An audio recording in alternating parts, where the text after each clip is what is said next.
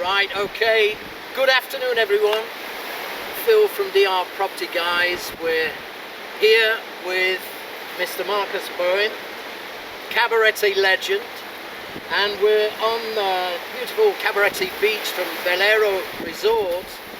We've wanted to chat to Marcus for a while now because he really is one of the people that helped to get Cabarete going back in the early days. So I just wanted to ask him a couple of questions. And the first question, Marcus, is when did you come here? What year and what brought you to Dominican Republic? Well, first, thanks, Phil, for the opportunity to be here with you chatting. You've been always a great inspiration. What made me came originally here, I was 20 years old. I really only knew about Cabarete through the Windsurfing World Cup. There was already a good promotion going on for our destination here. And I first time came here in 1990 from Germany on a charter flight. And I fell in love with it the first day. 1990, I was 20 years old. And Germany just reunited, and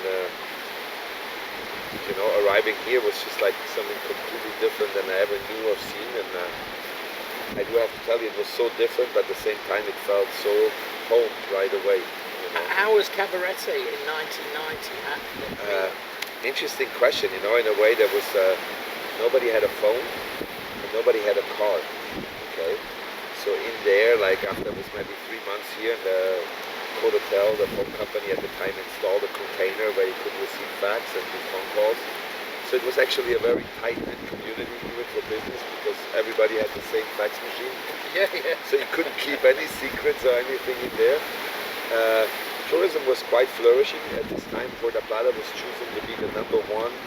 It was all starting to grow, wasn't it? Yes, it was like it was a main decision at the time to invest in tourism, and for the Dominican Republic, tourism started in the province of Puerto Plata with Playa Dorada.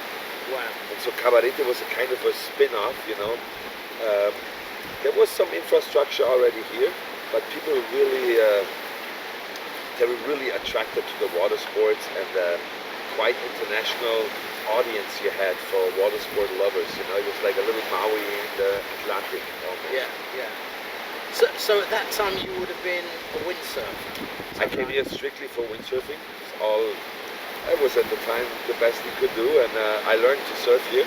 I learned to surf here in the Dominican Republic on a regular basis. Today it's part of my bread and butter to run a surf school. But yeah, windsurfing was the big thing, and somehow, it made everybody unite, it made everybody be one, and it was extremely inexpensive at the time, like you could come here and really, it was hard to spend $20 a night to go out and drink and invite your friends, and still for 30 years later, what I can tell you, today we have fiber optics, okay, going through town, you have a hard time some long weekends to find the perfect parking. And other than this, prosperity is really visible. Prosperity is visible until into the last barrio that tourism brought progress to this region, and not just progress, but it brought a lot of regularity to a lot of families. Where I just had a job. Right now, the situation is a little bit changed with COVID. To tell you the truth, I think it brings out the best in our town right now because it turns out all the good things. And the bad things kind of, they are visible, and everybody has a choice to decide, but we had a lot of good things coming out, and the way Cabarete really operates, we are a sports town, and with this new situation that there is no nightlife, we really can shine with the offer we have as a community, which is basically from sunrise to sunset. We can surf, windsurf, kite surf, stand-up paddleboarding, wing foiling, you name it. It's because going back to those times, you were would you say one of the pioneers of windsurfing? That was kind of the start of windsurfing, wasn't it? Tell you the truth, late 80s, early 90s. It started in the 80s. Like, imagine I already came. I was attracted by somebody organized already the windsurfing event. There was this guy Claude Marois, and I think the lady Grace Alice Guerrero Campos, and together I think Lorenzo Sacasani. There was already a big crew that organized World Cup events that brought me here. what I could do on my side, we formed together with at the time, my two business partners, Neil Adair and Lamont Beaver. We started something that was called the Cabaret Team, where we supported 6 local kids on the beach to go to school, to get a little bit of dental care taken care, and if they get to school, we would allow them to use windsurfing. And out of this was really grown a nice project. I mean, I didn't understand it at the time myself, but it was really a beautiful experience to arrive in this town. Because you've done a lot. We're going to talk about that in a little while. You've done a lot with the local community. I remember when I first came to Cabarete, number one, what a cool bohemian place it was, full of cool people. But I also remember this ocean at the back here just being full of windsurfing. Yeah. I mean, Cabarete for sure is one of the top destinations for new water sports. If you look at it on the globe, you're on the same latitude as Hawaii. The same latitude as go around, you will hit Hawaii. But what it is, it's very easy to access. You know, we have tropical waters. You don't need a wetsuit all year. And you know, this is what happened to me. Till I went to Hawaii, until I went here, I didn't know what it means to go play in the water and it's not cold. So that's a huge difference. And the progress came through water sports. You know, like around 80% of the original investment here in Cabarete was placed by water sports lovers that were directly related and came here for specifically for windsurfing. So Marcus, what makes, obviously we've got the trade winds that blow from east to west all the time, but explain a little bit about the reef here and you know, what makes it super special for windsurfing to begin with? Well, in general, what makes Cabarete so special is the tropics primero, but then you have a consistent sideshore wind with a protective bay that basically gives you any kind of condition from beginner inside the bay where it's quite protected and flat water to intermediate or wave sailing outside in the reef. And we have about 6-kilometer coastline that allow you different angles, between the wave and the wind to do different sports. But it's always very safe because the wind is kind of side onshore. If you would ever have a situation out there where your equipment malfunctions or, you know, God forbid, whatever can happen, if you just sit on your board, you get back to the beach. And that's I think that's good. That's one of the main points what make the space so well. And then of course it's an all year situation. I say it's an all season start again. It's a 4 seasons for an all year region. Each of the sports has maybe 3 months that are dedicated more to surfing, more to windsurfing, more to kiting. But you can do all the sports all the year, and that really makes the destination amazing. And of course, everything's gone towards kite surfing now, hasn't it? And again, instead of seeing so many windsurfs out here, you'd normally see hundreds of kites. It's quite impressive. Yeah, today, for example, there's no wind, but if you would go early in the morning to the surf beach, no wind is really perfect to do the surf sports or stand-up paddleboarding. You will see 100 people doing, at least 150 people doing surfing. So depending, even if the wind doesn't come through, you'll be able to do one of the sports very perfectly in Cabarete. And then again, we have, today I would say we have about 80% kiters, 20% windsurfing on the wind sports, and probably the same, about 80% surfers and only 20% stand-up paddleboarders. Slowly we have a new sport growing here. It's all the foiling sports as much as wing foiling. It's a mix between a sail and a kite, but it's more like a wing. That looks real tricky to me. It's the one you hold, isn't it? Yes, but I tell you, you don't need a harness. And I tried it. It seems to be the easiest one to get involved because you don't have a harness. Well, what it is, rather than have a plume to the side or the sail, it's more like a huge paper wing that you hold above your head. So depending how it's only like there's no force involved. Somehow it's like a wing. Right. So I can see this will be very beneficial also to our community because we can perfectly tutor to this kind of new developing target group, which is right now the fastest growing water sport once more, is the windsurfing. And how is it to ride on one of these foils? Is it? Well, you can do it. You can start with. It's faster and smoother, no? Well, the actual foil allows you to have to need a lot less force, similar to America's Cup right now, in order to glide.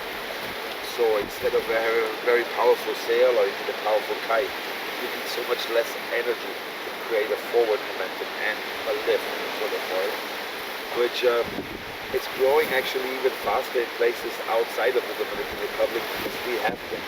You know, our situation right now is a new sport, but usually we have very consistent training, so people are not worried to go kiting or sailing with them. It's very light. Yeah. Now, anyone that was thinking about coming down to Dominican Republic to live and to be by the ocean, someone that's looking to make a life change, and they might think, oh, I'm a little bit too old for water sports. What would you say to that? Well, depends. I mean, the kiteboarding, for example, is a little bit more demanding than windsurfing, but for example, stand-up paddleboarding, flat water, in the lagoon, which we are right now, we do it in Isla Bohm, in Cabarete. That's a sport up till 80 years, and you can walk by yourself. There's no reason why you're not be able to stand up on the board. It's a very soft kind of. That's why you got me into paddleboarding. I tried you, yeah. Well, you're such an excellent golfer, you know. It's hard to get you away. Let me tell you, the paddleboarding is a blast. We went in Sosua Bay a few times. Absolutely. Yeah. I mean, this is really one of the advantages what we have here between, like here Isla Bohm, a freshwater lagoon, Cabarete, Sosua, and then Puerto Plata, you have 1,000-meter mountain there. The different landscapes, you know, it's just like 30 minutes drive is just amazing. And in there you have different beaches. For example, if you go to Sosua Beach, it's a snorkeling beach. There is no wave, there is no wind. It's crystal clear water. If you go to Cabarete, it's quite active. You probably don't. Swimming is not your main activity here. It's more like water sports. And then Playa Dorada, Puerto Plata, Long Beach. What a fun place to hang out. I agree. We agree. Now listen, we touched on it earlier on. You've been involved in doing a lot to not just promote water sports here, but to help the youth of Cabarete become involved in water sports. And I remember once you were saying you were involved in a program which was where you were helping teach kids to swim, which might surprise you. Although we're on an island, there's a lot of kids here that can't swim. Yeah. And you were involved in something like that. Yeah, I mean, somehow we always supported very much to bring the sports and the progress into the local community. But over the years we found out it's not about teaching them how to surf, windsurf, kitesurf or SUP. A lot of time it really starts with swimming. And thanks to my wife, we started a concept. It's called Happy Dolphins, which basically let the ocean set you free. And our program and what we did so far is certificate trainers, swim trainers, and lifeguard certification. We used to work with we're still working with the Nova Scotia Canadian Lifesaving Association. And there the idea is together with the foundations in Cabarete, like Inspire, Dream, Mariposa, the Dove Mission and Dove Youth Development in Puerto Plata, with the swimming, create a platform where if the talent is there, guide these kids towards having a basic lifeguard certification on an international status. And from there on, we see a lot of opportunity to guide them to be part of our blue economy here in Cabarete, Sosua, Puerto Plata, to be a professional water sports guide. If this is surfing, if this is windsurfing, kite surfing, supping, canoeing, whatever you choose, the lifeguard and the swim training is kind of the base of all of it. And this is our third year, and we're just before getting actually a location at the beach where we can have an open water training facility. The idea is to create not just a vision, but to come up with jobs that are really necessary in our region, because we're an island, and safety first, I believe. Yeah. and I don't think we can have too many lifeguards in the beach. No, more the merrier. And listen, so going back to your early days here and where we're at now, there are some incredible water sports athletes here that you've seen grow and develop over the years. Could you tell us about any of those guys? Oh, I mean, it's a lot of them, you know. But to tell you, this is actually my biggest motivation why I so much believe into sustainable jobs coming out of the water sports industry, because in 30 years, it's not approved, but life has really shown us what difference it can make. And, I'm not talking of wealthy kids coming out of wealthy families. I'm talking about just local kids from our neighborhood that won, for example, Tony Garcia won the Aloha Classic in the year 2000. He was one of these 6 kids. Wow. We had in the Cabarete Kids team. When kiteboarding, we introduced kiteboarding in 1997, and it came with a completely new development, not just from infrastructure, apartments, hotels, and livelihood to a neighborhood that was not much utilized before, but also to the local community where we had professional athletes. Today, kiteboarding, we have the 3rd generation of professional athletes. And for example, Adaudi Corniel was Youth Olympic champion in 2018. At any given event in the world for kiteboarding, nobody wants to compete with the Dominican guys. They're the most fun to hang out. You know, they really make a good party.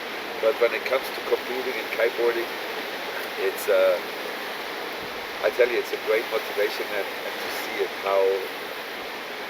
how nice they transport the Dominican way of life, culture, but also of success. Yeah. By traveling the world, and I would say one of our best trademarks we have. You know? Do we have any Olympic medals from? Well, the kiteboarding was the first time introduced in Argentina in 2018 for the Youth Olympics.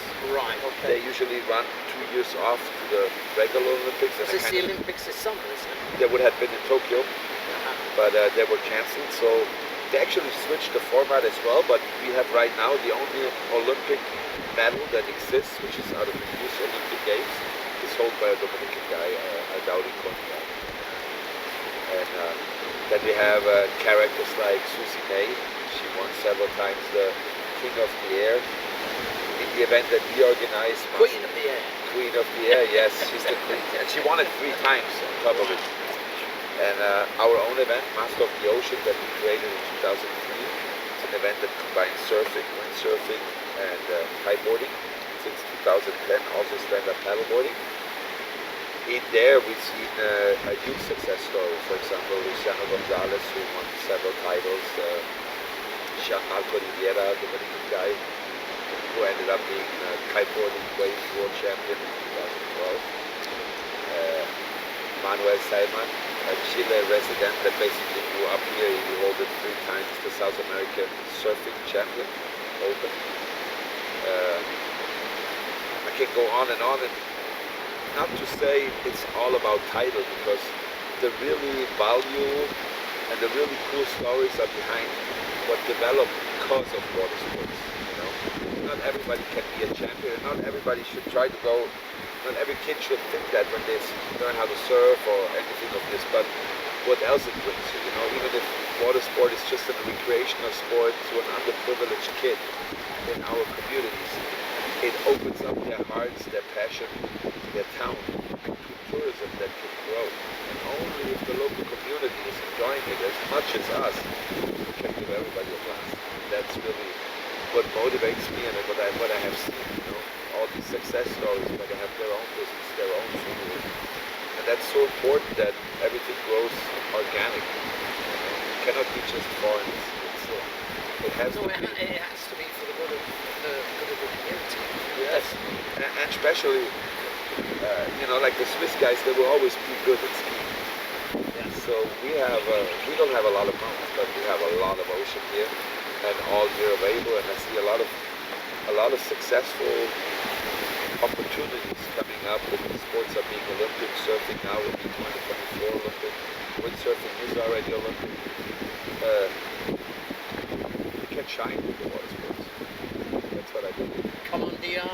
Let's get some medals. Yeah. Listen, I want to say we've known each other for a while, and I'm always impressed by your attitude, your positivity, your zest for life. What is it that keeps you waking up every morning, smiling through adversity? Well, Phil, I tell you, personally, I believe it's a privilege.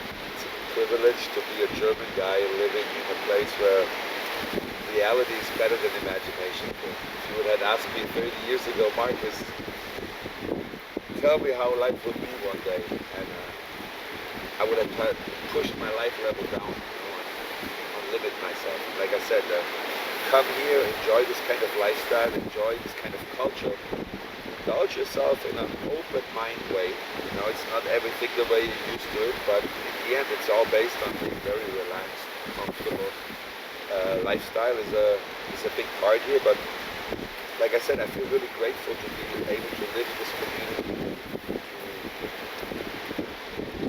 If you grew up in Germany, I mean, you come from England. I never seen you unhappy, Phil. Okay, I never seen you unhappy. And, you know, we've been through a lot of things up and down here, but it's our decision. And we are guests. I still feel like a guest after 30 years. I'm married here. Of course, yeah. But I call it my home, and I mean it from my heart and my soul. And I built my house here in 1997. I was 27 years old. It changed everything. You know, it gave everything a different meaning, because before I always thought, yeah, you know, I can always come back, and there's so many apartments I can rent and this and this. But it made the difference to really feel home. Even if I'm a guest in this country, I feel home here. I feel completely respected. The laws are quite in place that allows even a foreigner to get a legal residence here, which I think it's one of the big pluses compared to most other islands in the Caribbean. And guys, Dominican has it all. I mean, now, tell us a little bit. You mentioned earlier on about the sporting event, which is of your creation. It's called Master of the Ocean. Can you tell us a little bit about that? That's going to be in March this year. Yeah, we because of the situation internationally too, we decided to move it a month. We usually always hold it the last week of February, and we close it with the Independence Day. Right. This year we will move it 30 days further, and our concept first time will be not an overall concept where we're looking for the guy who surfs, windsurfs, kite surfs, and stand-up paddleboards in waves. This year, because of the situation, we want to make an event that highlights and showcases all the conditions we find between La Boca, Rugama, Cabarete, Playa Cabarete, Kite Beach, Encuentro, and Playa Sofua. This is our mission. We have different event formats for different sports during this time. So this attracts water sports professionals that the original surf, that kite surf, that windsurf, that paddleboard, that do everything. Is that right? The original idea in 2003 was to bring an event to the Dominican Republic that is unique, that is independent from any international series of world championship tours, but creates a kind of a new platform for a type of athlete that we were looking for, somebody very elite that lives a lifestyle that allows him to professionally surf, windsurf, kite surf, and stand-up paddleboard, and bring these athletes to the Dominican Republic and give the opportunity to Dominican talent to be eye to eye with these guys.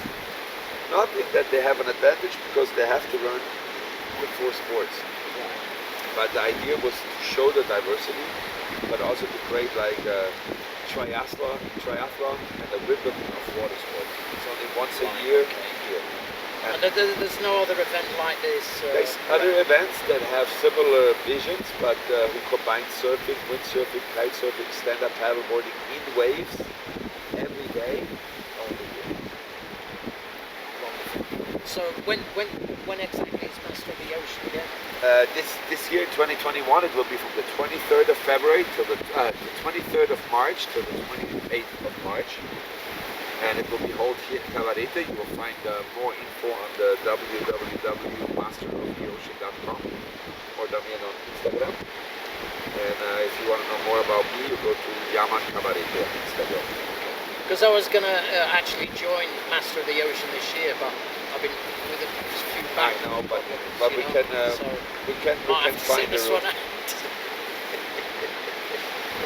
We could make a combination with a nice drive, like a hole in one, something. You want a paddleboard with a nice comfy armchair. So I do it. if I can help you with, I be a Now pleasure. listen, what are you up to now? You're involved in something new and exciting. That's Well, Gamma Tours. you know, beside the surfing, paddleboarding was definitely a sport that seemed very accessible to a lot of people. Where surfing, kiteboarding, or windsurfing is quite demanding. The stand-up paddleboarding was one of the fastest growing water sports the last couple of years, and our environment here at Cabarete, which La Laguna de Cabarete, La Monumento Natural, which is one of the bigger national parks we have in the Dominican Republic, it all leads into a freshwater lagoon where we start at Rugama Tours, and we're going basically to La Boca, where the Rio Jastica turns into the ocean. And I hope you have some time this afternoon or tomorrow. I'm happy to take you No, there. we're going to go there. We're going to go there one day. We're going to give it. Yeah. We're going to give it a go. It sounds like a blast. Yeah, it's a lot more soft, you know. It's a lot more. We also have boats in case you don't want to paddle, but it's very calm, very zen. A lot of nature, and I think this is what this country has to offer, you know. It does. Beautiful Lots of people, good souls, and the more you stay active, the more this island will give you. Can I ask you just one question, because we'll close off now. What would you say to anyone that's kind of sitting on the fence, you know, should I go to Dominican Republic, should I move to Dominican Republic? What would you say to anyone that's kind of thinking about that? First of all, no fear, okay? If you feel like doing it, it will be one of the best decisions you made. Do it conscious, you know? I mean, to tell you the truth, this gentleman next to me, he's a real gentleman. I've been here 30 years. He inspired me more than I can say right now on camera. I don't have a problem to say it, but Appreciate that. excellence was something Phil not just told me, he showed it to me. He never said it to me, but I was able to be on his side here and there, and I understood how you treat and work with your employees, people that are there for you, have been there for you, and it was more than an inspiration. So it was really a learning curve to learn from you. And, if you're not sure what to do, I can tell you, you should not have any worries to contact this guy because he's real.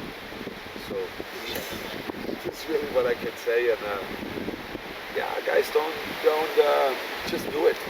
Sometimes you don't have to make a commitment and sell everything you got and come here. Sometimes it's enough to just come 5 weeks or 6 weeks. You get beautiful infrastructure, hotels, apartments, high-speed internet, any kind of services here, and just feel it.